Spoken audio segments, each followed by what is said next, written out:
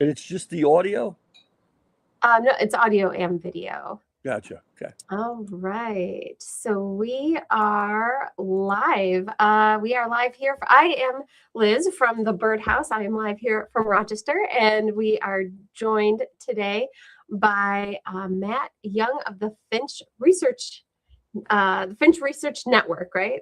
That's exactly it. Yes. Research Network. I will just say before we really begin, if you are local to Rochester, despite the weather, we still do have Teddy, the snowy owl, coming to the store today, along with Sage, the short-eared owl from Wild Wings. They'll be here today from 11:30 to 1 o'clock. So we are still planning on having them here today, so you can stop on in to see those birds. But today we are talking with Matt about finches. We had him on the broadcast a few months ago, talking about what the season might bring as far as a winter finch eruption. And it was a pretty decent year, it seemed, at least here in Rochester, for some of these winter finches. What kind of season would you say it was, Matt? Yeah, I mean, I was on in, I think it was October, right after we put the winter finch forecast out. We always put that out towards the end of September, and we predicted a multi-species event. We predicted that it wouldn't be like finches everywhere, but if you wanted to see finches, there are multiple species you can see in a given area. And Rochester, for some reason, I mean, I would say that has basically occurred across the East. Although red poles have kind of underperformed a bit, pine grosbeaks has probably overperformed a bit.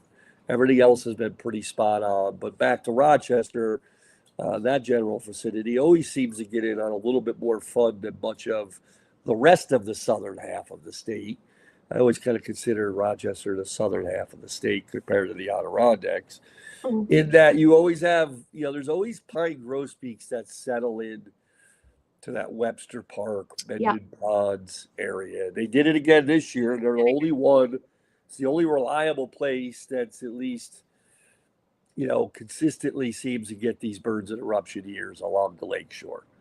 And again, you've had anywhere from, I don't know, 4 to a dozen birds, I think, there most of the winter since sometime in November. Mhm. And then also because of, the proximity to the lakes, I think you've had more red poles and pine siskins as well in that general area, although they're not by any means super, super common, but, they're up there.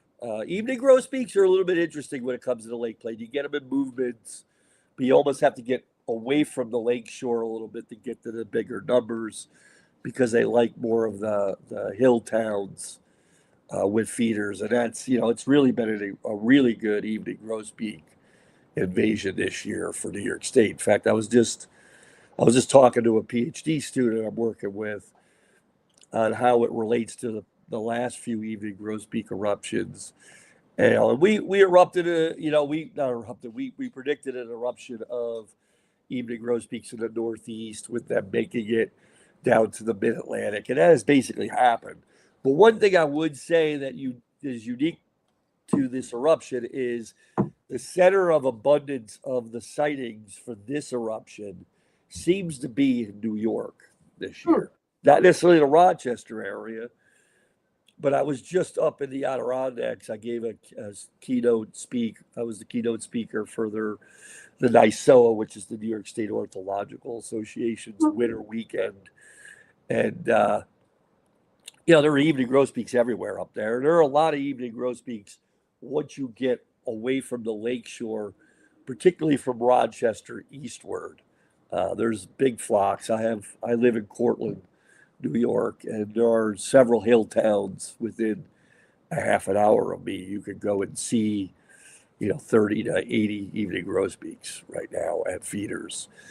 And I should just plug that, we have a feeder cab. It's a collaborative Finch Research Network, Aspen Song Wild Bird Food, who I also work for, and SUNY ESF and their Newcomb campus. We have a feeder cab up there, and it's now regularly getting evening grosbeaks every day. It had 30 at it this morning. So wherever you live, you could go to the Finch Research Network YouTube channel and click on the feeder cam for the Adirondack Newcomb site and watch evening grosbeaks most mornings these days. Do you think are the evening grosbeaks congregating in that area of the state due to the plant material that's there, due to the seeds that they can find? Do you think is that the reason? It's it's probably again it's to say that I was talking to the PhD researcher I'm working with at Cornell, Caleb Centani, about this. He asked the same thing, and I think it's a combination of, we don't know for sure, but it seems to me after watching this for 25 years, is where they settle seems to be somewhat dependent on wild bird food crops, but also clusters of filled feeders. So they have both to kind of go to. And, the Adirondacks, at least several areas in the Adirondacks seem to be fitting that this year. I mean, we had that big super flight in 2020, 21, and there were even grosbeaks in the state. There was good numbers, but I almost feel like the center of abundance was not New York that year. There was a big one in 22, 23, and New York really was pretty hot that year, just like they're hot this year. There's a lot of evening grosbeaks. So I think it does have to do, back to your question, Liz, it does get back to, the wild food crop. But I also think clusters of feeders that are filled every day make a big difference, because they have such a love for those big platform feeders stocked with sunflower seed. I mean, their nickname used to be grocery beaks.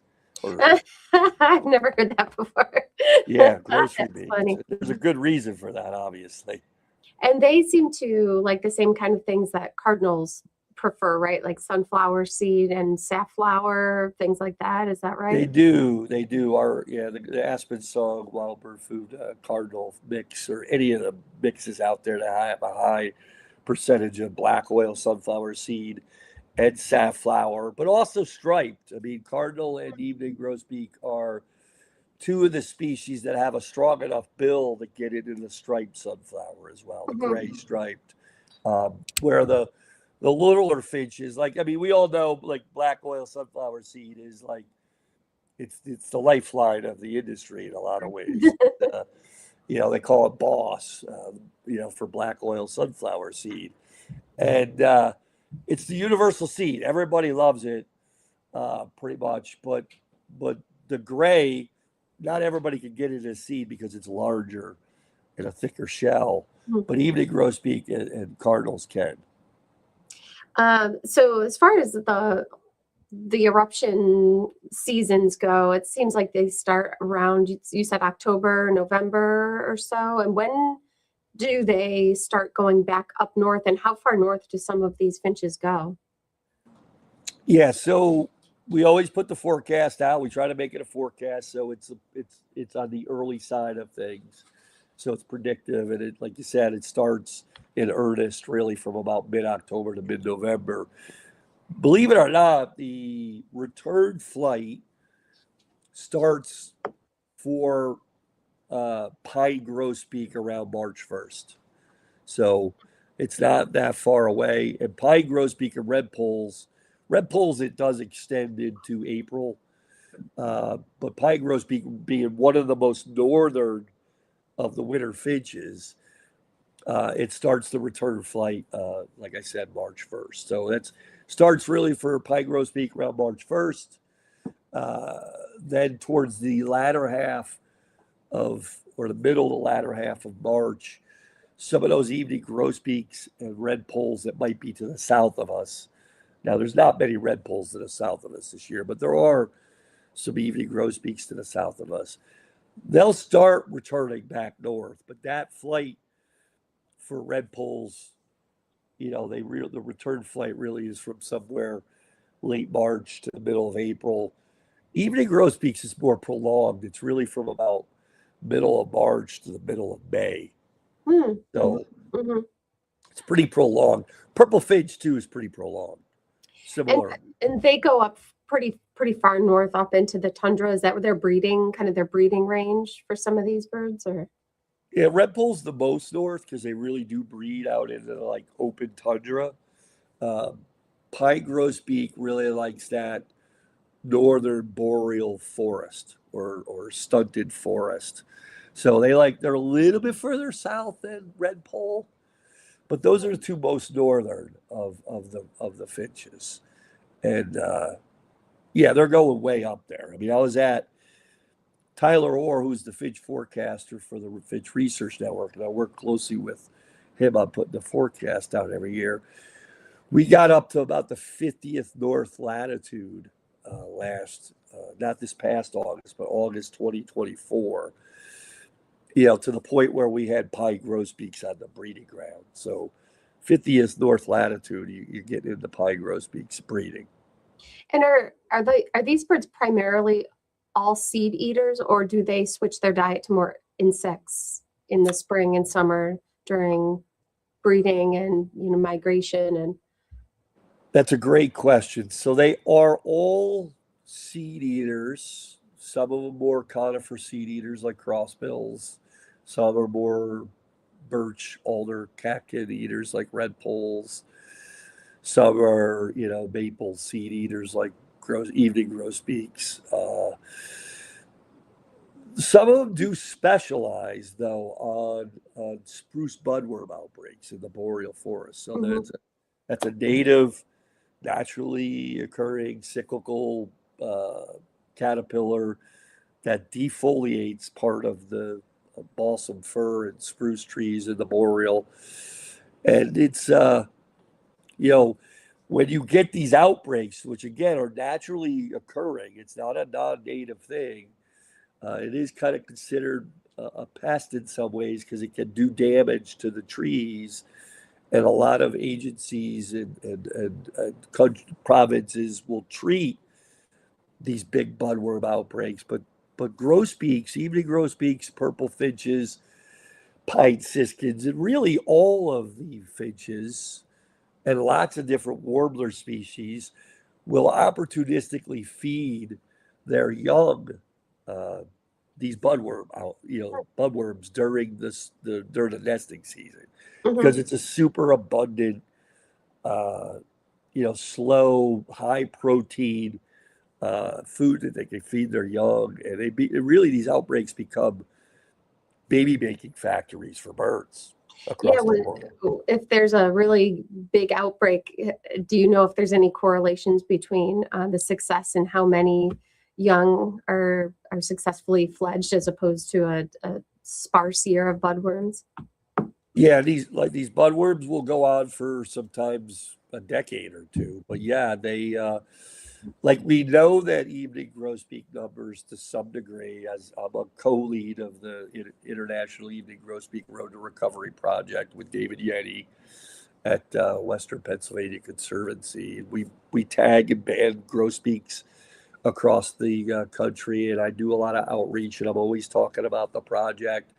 We know that, and the reason why we do the banding and tagging is to figure out where in their full annual cycle are these issues popping up where maybe higher mortality exists or they're not doing as well. We know that from looking at historical numbers that when there is no budworm outbreaks, the numbers decline on a lot of these species. Do we know the exact numbers? We do not.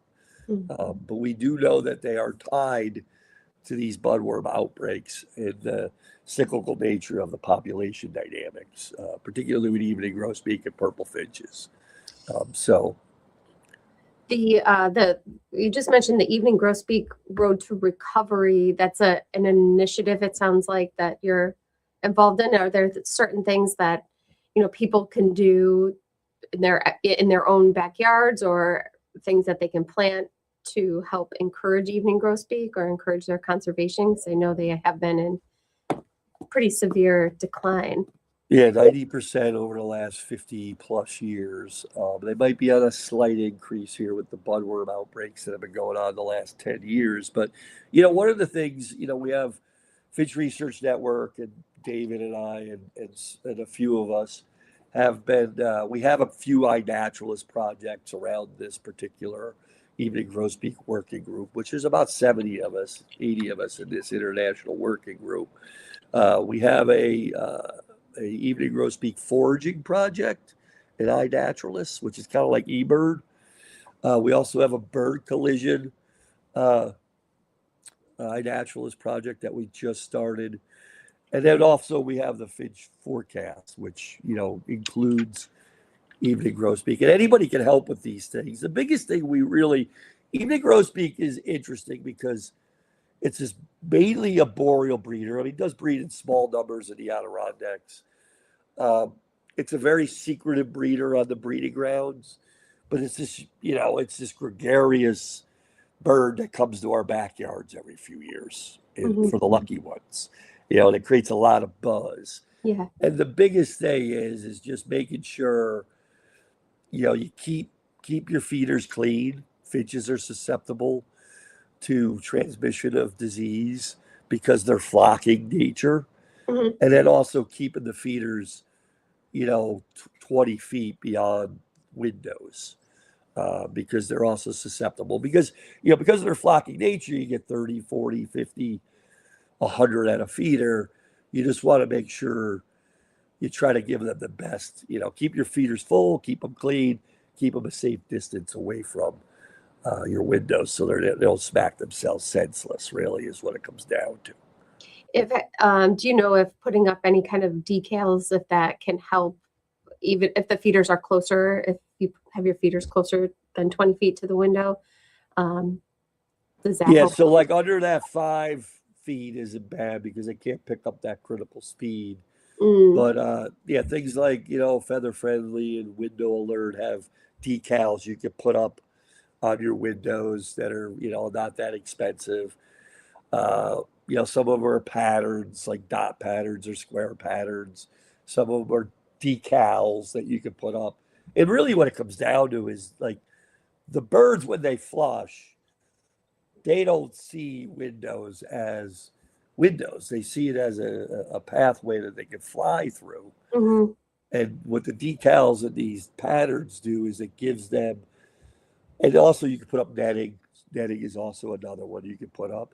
What these things do is it gives them some background perspective to see that there's something there that they shouldn't fly into. And so, those are things that definitely should be promoted, and it's become an ever-growing part of the safe bird feeding industry. And I don't see that changing anytime soon, particularly for, the backyard bird watcher.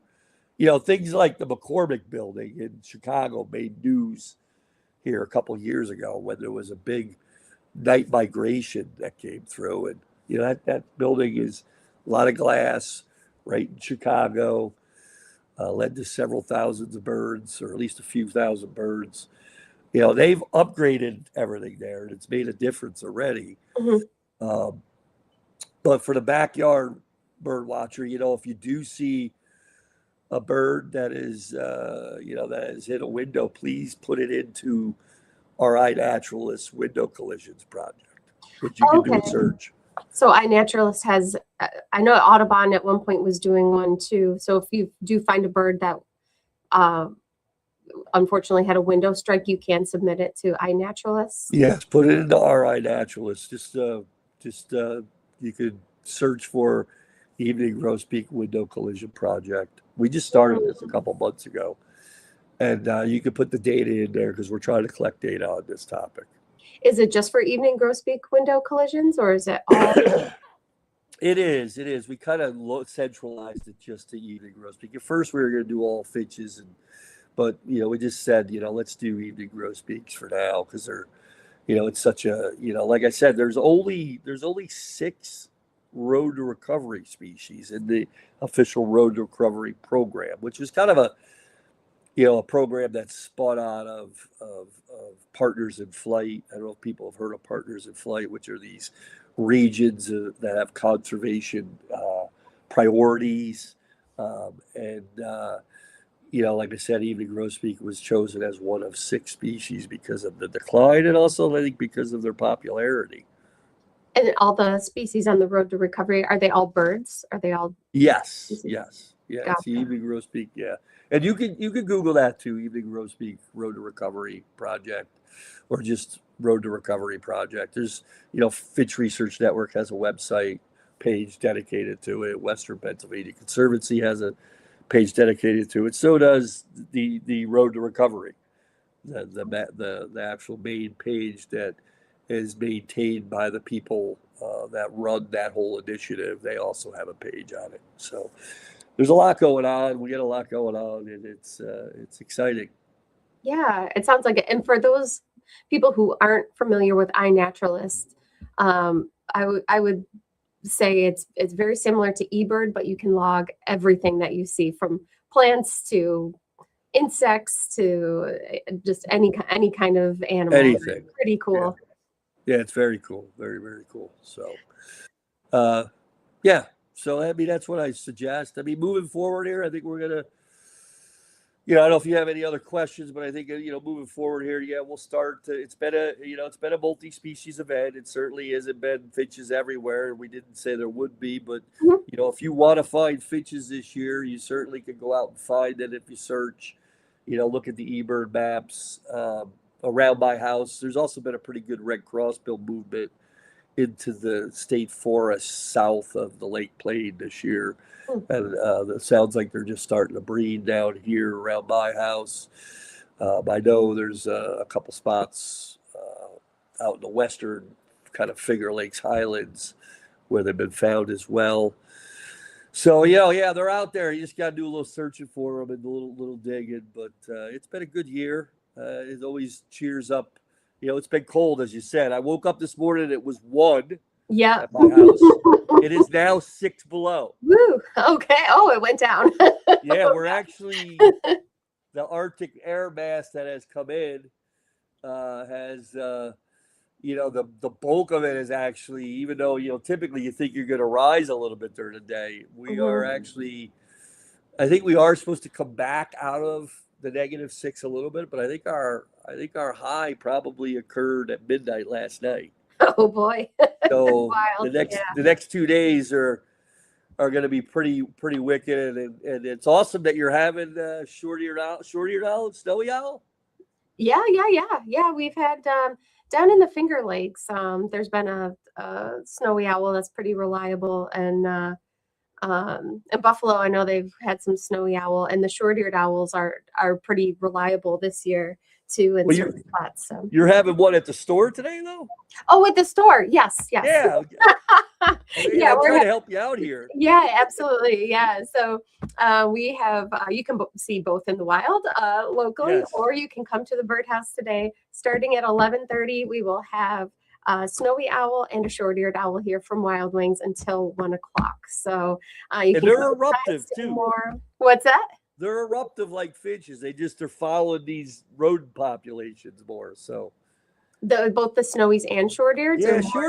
short ears are somewhat eruptive too. They settle in areas where there's localized rodent populations. But the snowies definitely. I think they're mainly driven by populations of bog lemmings in the Arctic. Mm-hmm. So it's a very similar dynamic. The finches are driven by these pulses, boom bust cycles of conifer seed and deciduous seed, but these owls are also driven by hyper reproductive success and these boom bust cycles of these specialized rodents that they feed on. I do have one more question for you, Yeah. actually. So, with these birds, when they're eruptive here, they're coming south here for the winter. Are there any eruptive birds that we could maybe expect to see, say, the spring months, besides our normal cast of characters, if you will? Well, yes. I was just in the Adirondacks, and it seems like every year they first settle in Keene Valley, but I was just able to spend some really quality time, my wife and I, while we were up there with a huge flock, 200 to 300 Bohemian waxwings, which are absolutely gorgeous. We typically here in New York have cedar waxwing that nest here and is year round, but Bohemian waxwing's more of a western or north and western species, and we do seem to get them at least in the northern part of the state almost every year. They always seem to settle in Keene Valley first, but as you get into March and April, in that return flight, there was a few along the lakeshore when they came in. In fact, I think there was a few Bohemian records back in November near Rochester. And be on the lookout as we get into later March and into early April. You could certainly run into some Bohemian waxwing flocks as they start to move back westward. Awesome. So gorgeous bird, though, just an absolutely stunning bird. There was, I think, at least one sighted in that same Webster Park area where the pine groves speak and everything we're seeing. That was the place to be for the eruption season, it seems. So I'll be surprised if there aren't some sightings along that same area come the second half of, the middle of March to the middle of April. Oh, okay. Oh, good. We'll keep an eye out. That will be great. I'll get out and visit the store and see the snowy and the short-eared stuff. Yeah, absolutely. They will be here. They will be inside where it is nice and warm. Yeah. But I wanted to thank you for coming on the broadcast again today. We always love to know what's going on with these eruptive finches and whether or not we have a chance of seeing any of them. So appreciate your expertise on the matter. So it looks like that's all the questions I had for you today. So unless there's anything else you wanted to add, we can log off here. I put the website for the Finch Research Network here on the screen for any of you that are interested in looking into all the different things that you guys do there. So yeah, the only last thing I would say is if people are super interested in finches, by all means go out and buy the Stokes Guide to Finches of the United States and Canada, and hopefully at some point we could put something on a calendar and I could get up there and do a book signing at some point. Absolutely, we'd love to have you. We carry the book, and we'd love to have you here in person. So thanks again for joining us, and we'll log off here for the day, but we'll be back on Tuesday with another live stream. So until then, stay warm if you can in the Arctic temperatures, and we will talk to you next week. Take care. Bye, everybody.